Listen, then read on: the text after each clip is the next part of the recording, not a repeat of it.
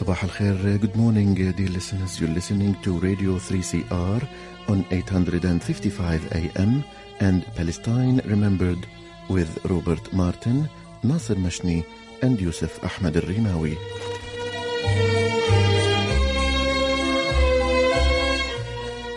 Palestine Remembered is Australia's only English-language radio program that is totally dedicated to Palestine. We'd like to welcome those listening on 855 and those that will join us on podcast at 3cr.org.au.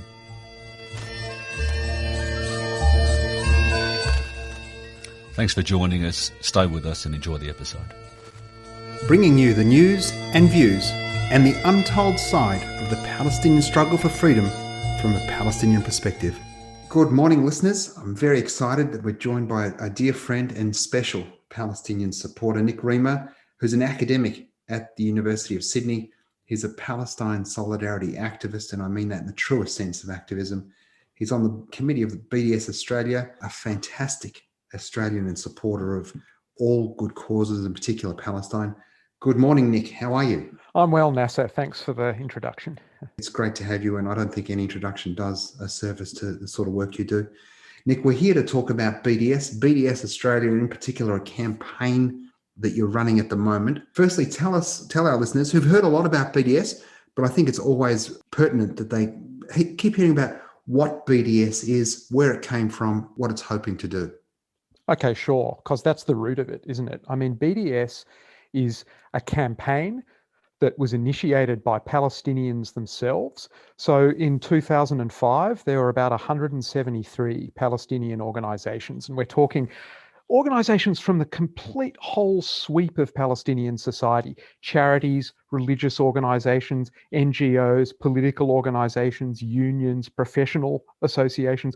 All these groups came together and issued a call that said, look, the official processes of politics have completely failed to secure justice for Palestinians.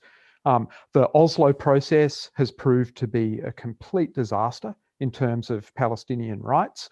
The PA is basically a collaborationist organization. It's time for ordinary people to become political actors and to take the law into their own hands by exerting pressure on Israel to give Palestinians who live there equal rights, to allow the right of return, and to end the occupation and the siege of Gaza.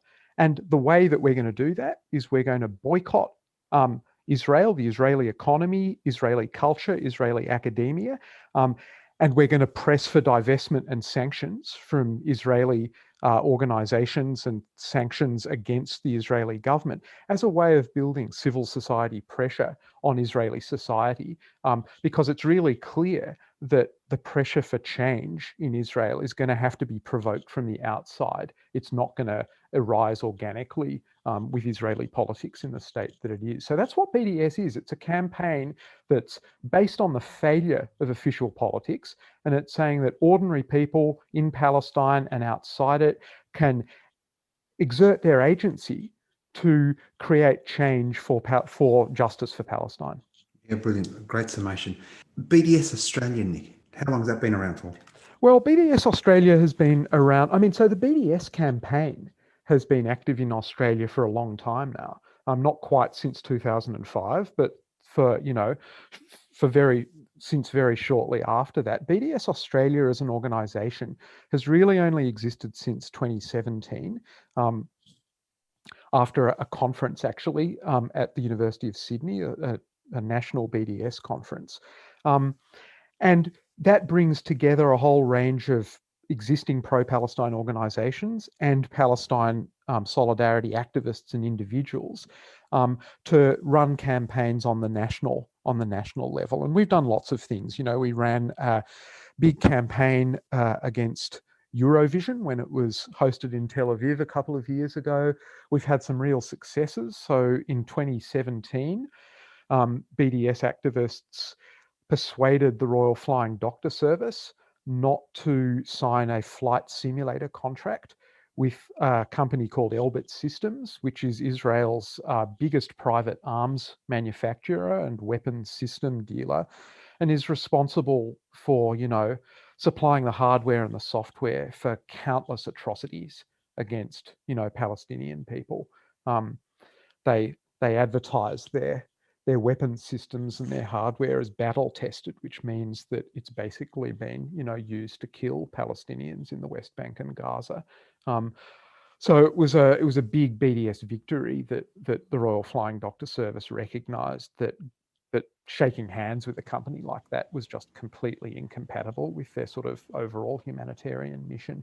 And we have all sorts of other campaigns that are running. At the moment, we've got a campaign against Puma, the sportswear manufacturer, which is involved in sponsorship deals with Israeli football teams that are based in illegal settlements. We've got a campaign against HP, the IT firm, which supplies a lot of the IT infrastructure that Israel uses to persecute and oppress Palestinians. So it's a multifaceted set of campaigns that BDS Australia runs. We should make it clear that BDS boycotting, divesting, and sanctioning, what we're saying to consumers is you've got a choice. Yeah, Don't choose Puma when you're going shopping. Don't choose Hewlett Packard.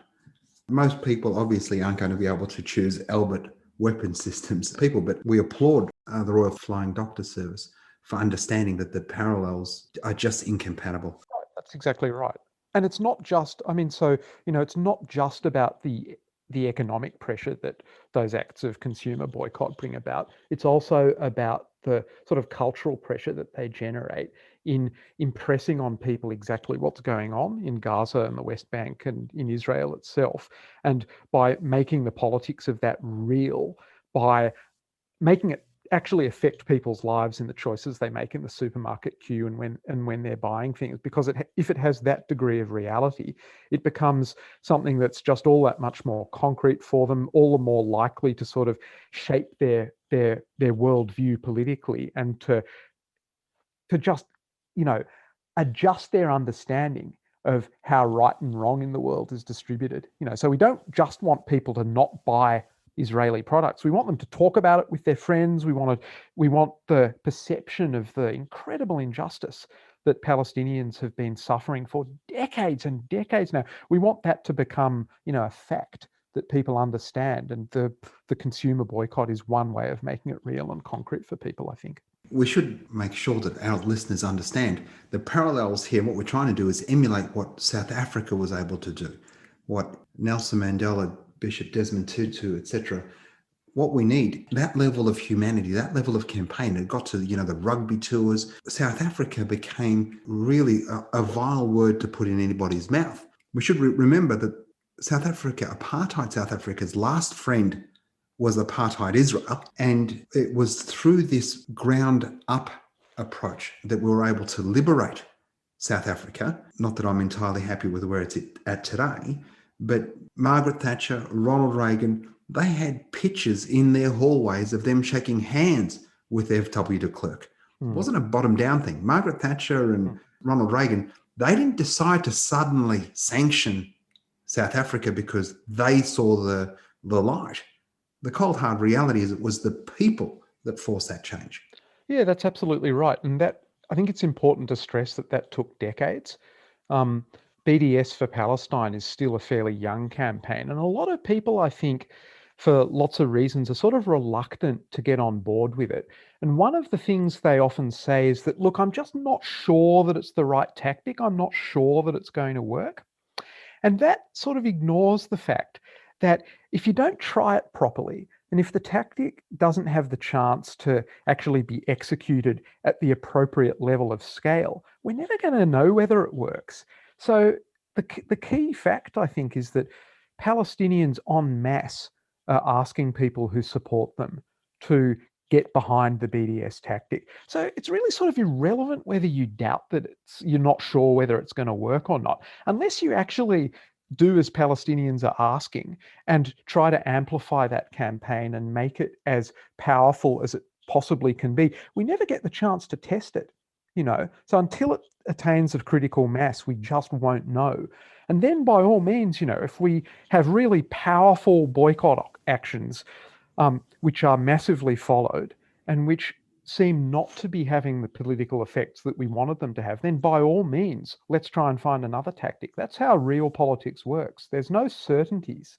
But the key point about it is that Palestinians are asking their supporters to boycott. When an oppressed people, say what they want you to do, there's a very, very powerful reason to do as they ask you, especially when there's not any tactic that's remotely as successful or plausible on the horizon. I mean, BDS really is the only game in town.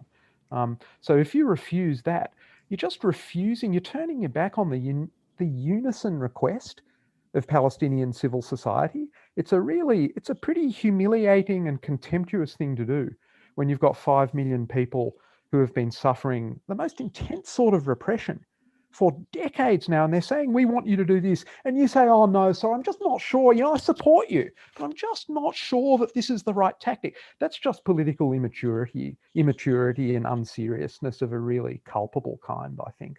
So brilliantly put. I mean, denying us the agency of the choice of activism we want. Exactly. We've disavowed violence. We've been negotiating for 30 years and getting less and less and less. The pizza is getting eaten while we're trying to get a piece of it. Right. Choosing not to give Palestinians their agency and supporting them is just, the height of colonial mindset. Yeah, it's like colonial arrogance and violence. Yeah, that's right. You're running a campaign at the moment, Nick. BDS Australia has called upon University of New South Wales professor Alison Bashford. She's been awarded the Dan David Prize. Tell us a little bit about the Dan David Prize first, and then about the campaign. Right. Well, the Dan David Prize is a high-profile Israeli prize that is awarded by the foundation of the same name, which is headquartered and administered at Tel Aviv University. And it's a prize that is awarded each year to three categories of winners for sort of contributions to human advancement in the categories of work on the past, work on the present, and work about the future. And this year's prize, which was announced in February, rewards Trump's head of, or not just Trump's, actually, a long-standing US presidential medical advisor and infectious disease efforts, Anthony Fauci.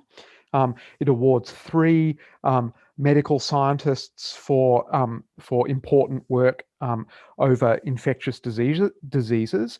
And in the past category, it awards 3 historians, essentially, who work on the history of health and medicine.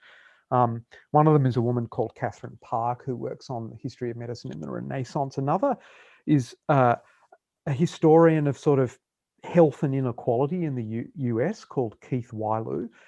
And the third one, which is particularly relevant to us here in Australia, is Professor Alison Bashford, who's a very distinguished historian at the University of New South Wales here in Sydney, who works on who works on the history of public health and public health measures as they relate to issues like colonialism, gender, and globalization. So one of the things she's particularly interested in, for instance, is how forms of segregation have contributed to, or have been used as a tool of public health.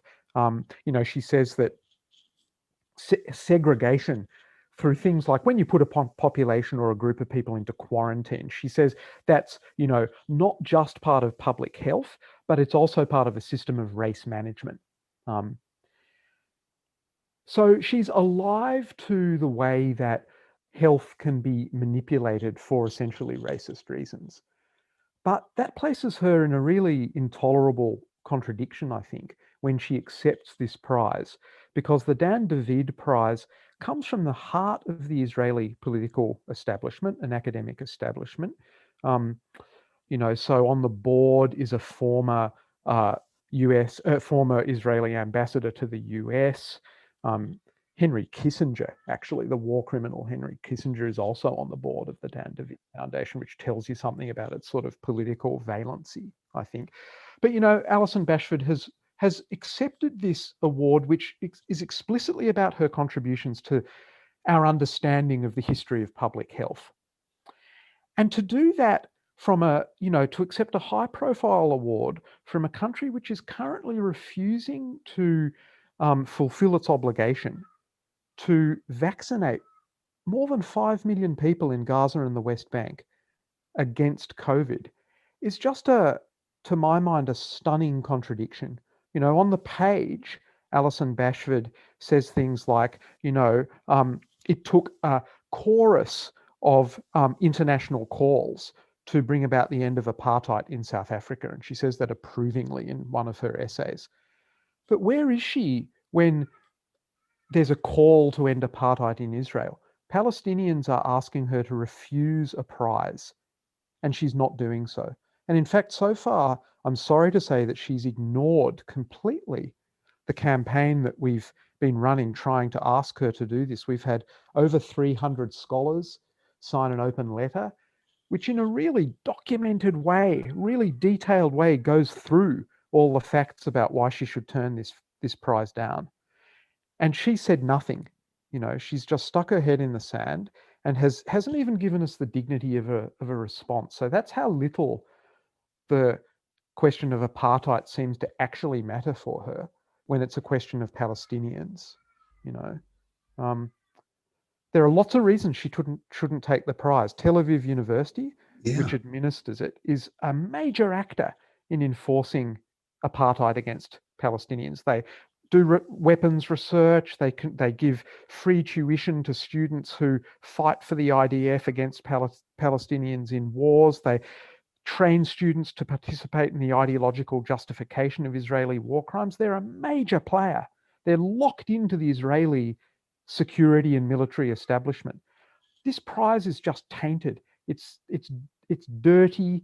It's astonishing that somebody who professes to care about things like anti-racism and public health can be associated with it.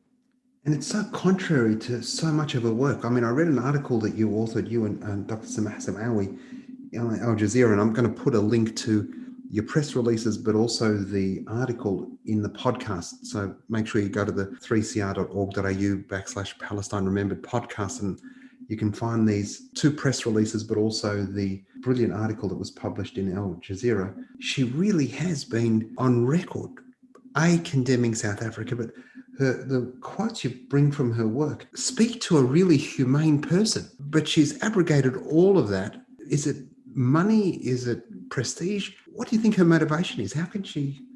Well, look, I mean, yeah, that's obviously the question that I'm asking, and I think the other over 300 signatures to that open letter we wrote her are asking. I can't speculate on what her motivations are. I mean, we do know that she's being lobbied by Zionists, to ignore us, which, if nothing else, should at least make it clear to her that she has entered into a highly politicized field here, and that there's nothing she can do which doesn't involve taking a side. And at the moment, she has chosen to side with Israel's anti-Palestinianism. She's, siding with anti-Palestinian racism. It's obvious that, for all sorts of reasons, our public culture, especially in Australia, makes it sort of hard in some ways to support Palestinians, because we're so afraid of being tarred as anti-Semitic if, for example, we get on board with BDS. And then there are all sorts of other objections that are made against the academic boycott specifically, which Professor Bashford is being asked to uphold here. People say that, breaking ties with Israeli academic institutions on the official level is an affront to academic freedom. But, that argument doesn't even apply here. All we're asking Professor Bashford and the other recipients to do is not to accept some money. No one's academic freedom is infringed or curtailed by not accepting some money. All we're asking these recipients to do is just, look, please don't be deaf to Palestinians' call for solidarity. Palestinians have identified a mechanism, boycott, which they're asking you to apply. This doesn't cost you anything. All this costs you is to sacrifice a little bit of prestige of one kind in exchange for a massive dose of prestige on the other. Because as we say in our open letter to Professor Bashford, refusing the prize would immediately earn you the respect and gratitude of everyone who believes in anti-racism and everyone who thinks that, university research should serve the cause of justice. But as I say, we just don't know what Professor Bashford really thinks, because she hasn't bothered even replying to us. She hasn't even given us that courtesy, and to me, that is deeply problematic in somebody who has been positioned and positions herself, in fact, as a public intellectual. There's an evasiveness there, and to be honest, a violence in the refusal to even countenance this this to even countenance the fact that a demand or a request is being made for her. The violence in the fact in the way she's ignoring us and Palestinians is really, I think, really regrettable. I'll just read a short quote that's in that Al Jazeera article.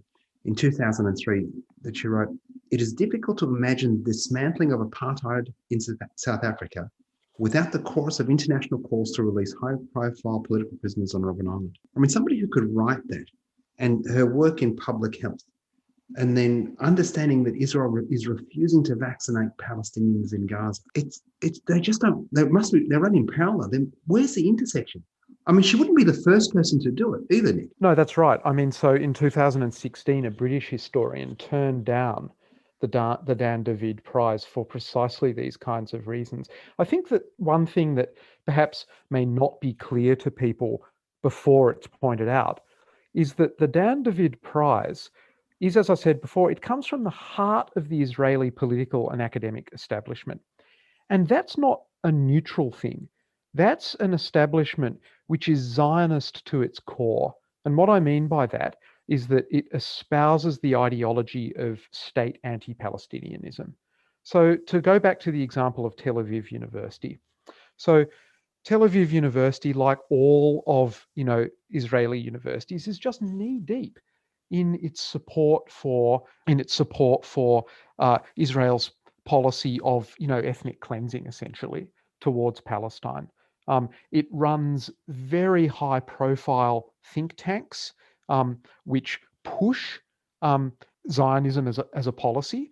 It collaborates with weapons manufacturers and closely collaborates with the military, the Israeli Defense Force and Israeli security agencies in all sorts of ways. And indeed, the president of Tel Aviv University some years ago is on record as saying that he's in awe at the depth of the collaboration that exists between researchers at his university and the Israeli military. So it's an arm of the Israeli state. It's an arm of the Zionist state. It's not an independent institution which can be sort of dissociated from what's going on in Gaza and the West Bank and from the apartheid that Palestinians in Israel themselves face. It just can't. It's part of a single system. And that's why it's a sort of major event. It's the Dan David Prize is Israel's most important prize. It's a big deal, and it's right there at the center of the ideology of Israeli Zionism. Hopefully she hears this interview and responds some way, how she could be involved with a country that under the Fourth Geneva Convention has a responsibility to the people it occupies to give them any sort of vaccinations and inoculations, that Israel is using its spare inoculations and vaccinations to reward countries that have recognized Jerusalem as its capital, the Czech Republic, Honduras, and Hungary. Just beggars belief that somebody that's on the public record having done so much good stuff is, as you said, violently choosing not to engage with you and the authors and the 300 plus academics and researchers that have signed so far. I mean, it really is disturbing.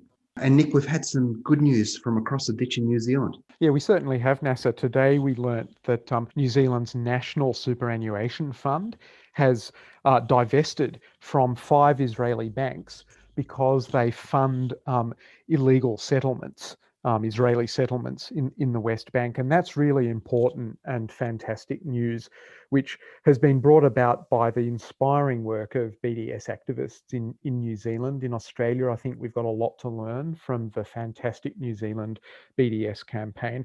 I mean, this is another facet of the boycott, divestment, sanctions campaign overall. And if we can, send the message to the world of Israeli finance that apartheid is not profitable, then we're pressing on another really powerful lever. I mean, in the kind of world we live in, there's such a tight connection, isn't there, between politics and economics.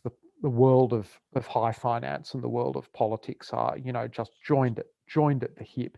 So exerting pressure on one is exerting pressure on the other, and this is a really powerful victory. I mean, the National Pension Fund in New Zealand is worth something like $33 billion, so it's not small cookies. It's not little. And one of the things Israel craves is that legitimacy. Our banks are like your banks, we're nice and white and stuff. Well, the only similarity you've got with Australia and New Zealand, Canada and America is you're a settler colonialist state that is predicated on the dispossession of an indigenous population. That's right, which is continuing. Because we just heard today or in very recently, that there's a whole lot of money being unblocked to expand settlements, to expand Israeli illegal settlements, which is in complete contravention of all of the agreements that Israel claims to respect.